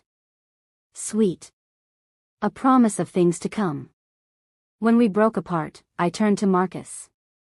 He still stood frozen, his face pale. I can't, he whispered. Arya, I want to. Moon goddess knows I want to. But I can't kneel. Can't submit. Can't share you. I'm too. I know. And I did. Understood that Marcus's pride was too wounded, his guilt too fresh. Then go. Raise your child. Be the alpha the South Pack needs. And maybe, someday, you'll be ready to build something new. He looked at me with such anguish that my heart cracked. I love you. I know that too. I touched his cheek once. But love isn't enough. Not when you can't put aside your ego to embrace it. Marcus stepped back. Then back again. Then he turned and walked away, disappearing into the South Pack delegation. I watched him go and felt the loss like a physical ache. But I also felt relief. Because I'd done everything I could. Given him every chance. The rest was up to him. Come on, Dominic said quietly, squeezing my hand. You have a kingdom to build. 6 months later. The new pack compound sprawled across the border between North and South territories, neutral ground, where both packs could come together. Where old enemies were learning to be allies. Where a female Alpha King ruled with her Luna King beside her. It wasn't easy. Every day brought new challenges, new wolves who couldn't accept the change, new traditions that needed to be rewritten. But we were doing it. Together. I stood on the balcony of our chambers, watching the sun set over pack lands that finally felt like home. Dominic's arms wrapped around me from behind, his chin resting on my shoulder. Council meeting went well, he murmured. Kane only threatened to quit twice. That's an improvement. I laughed. He'll come around eventually. He just needs time to accept that change isn't the enemy. Like someone else I know. Dominic's arms tightened. Any regrets? About becoming Alpha King? About taking you as my mate? About literally rewriting Wolf Law? I turned in his arms. Not even one. He kissed me, deep and thorough and full of promise. 6 months, and the heat between us hadn't cooled. If anything, it burned brighter now that we'd built something real instead of just riding the high of a mate bond. When we broke apart, breathless, Dominic glanced toward the door. We have a visitor.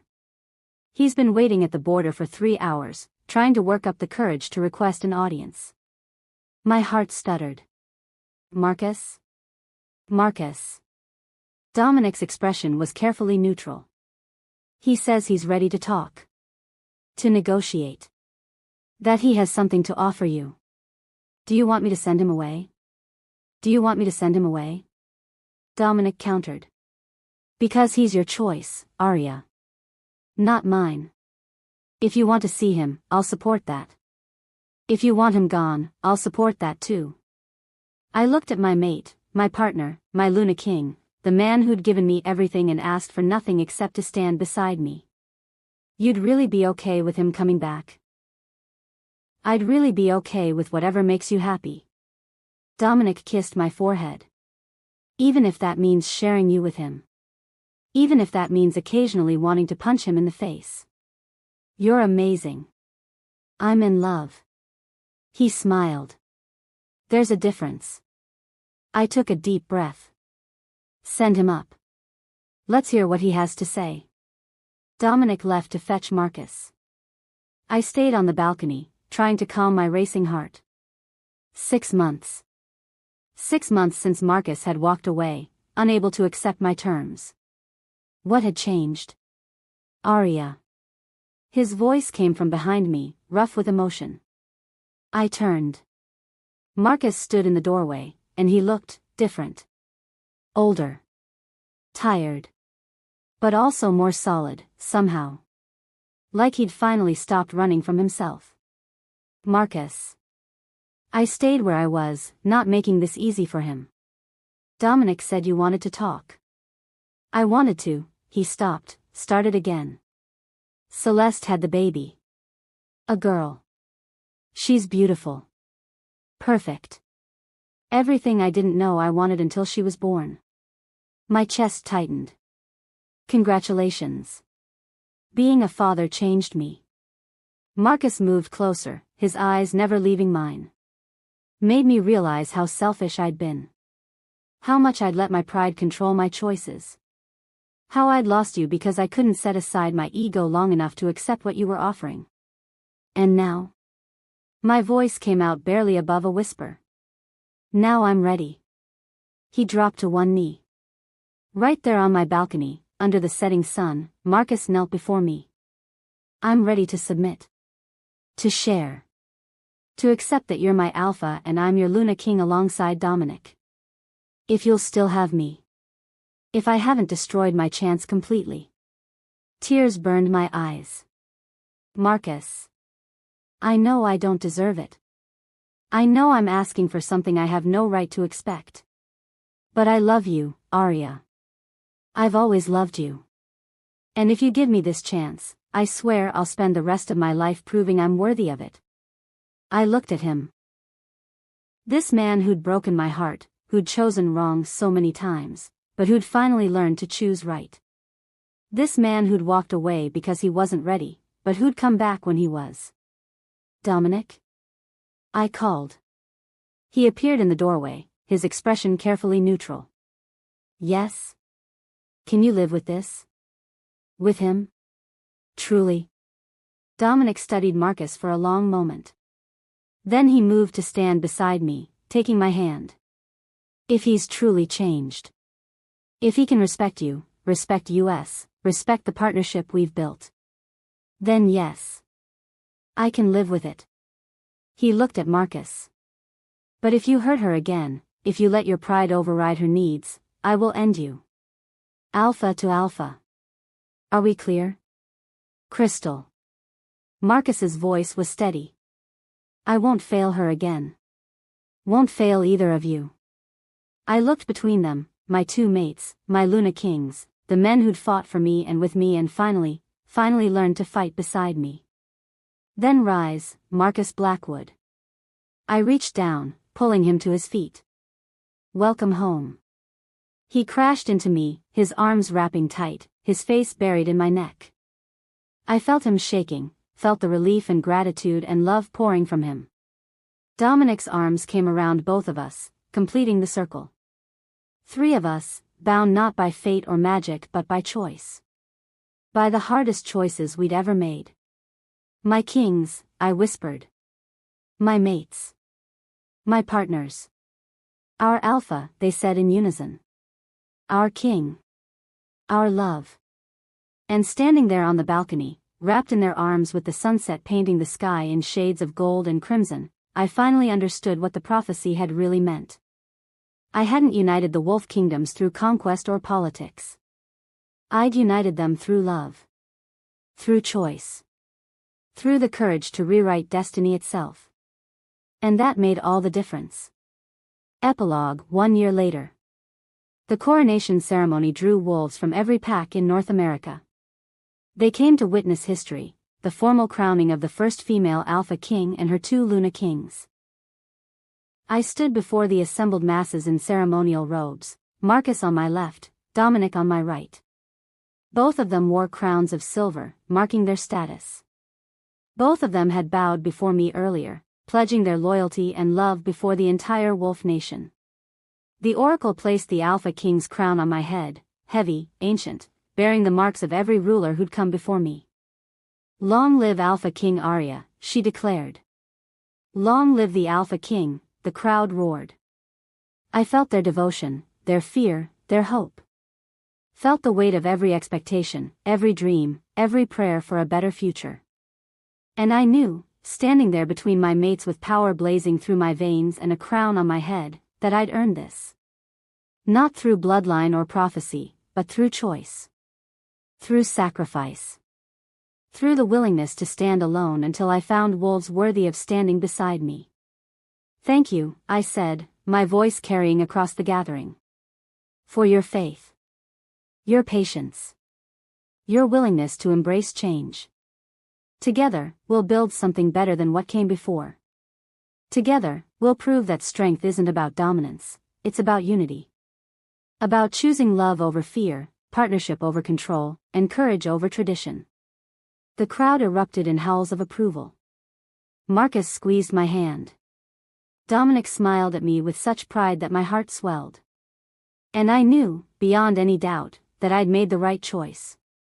All of them. Every single one. Because true power wasn't about standing alone. It was about building something worth standing for. The end. In the years that followed, Alpha King Aria's reign would become legend. She united the packs without conquest, rewrote laws that had stood for millennia, and proved that female wolves could be just as powerful as males, if not more so. Her Luna Kings, Marcus and Dominic, stood beside her through every challenge, their partnership an example of what love could build when ego was set aside. And though there were battles and struggles and moments when the old ways tried to resurface, the Wolf Kingdom prospered under her rule. The Moonmarked had fulfilled her prophecy, not by choosing a single path, but by creating an entirely new one. And the howl of her pack, united and strong, would echo through the ages. Thank you for watching this video. Subscribe, like and share this video to continue listening to this type of story daily and also, to appreciate this community too. I would like to hear your wonderful opinion about this story. Please comment below.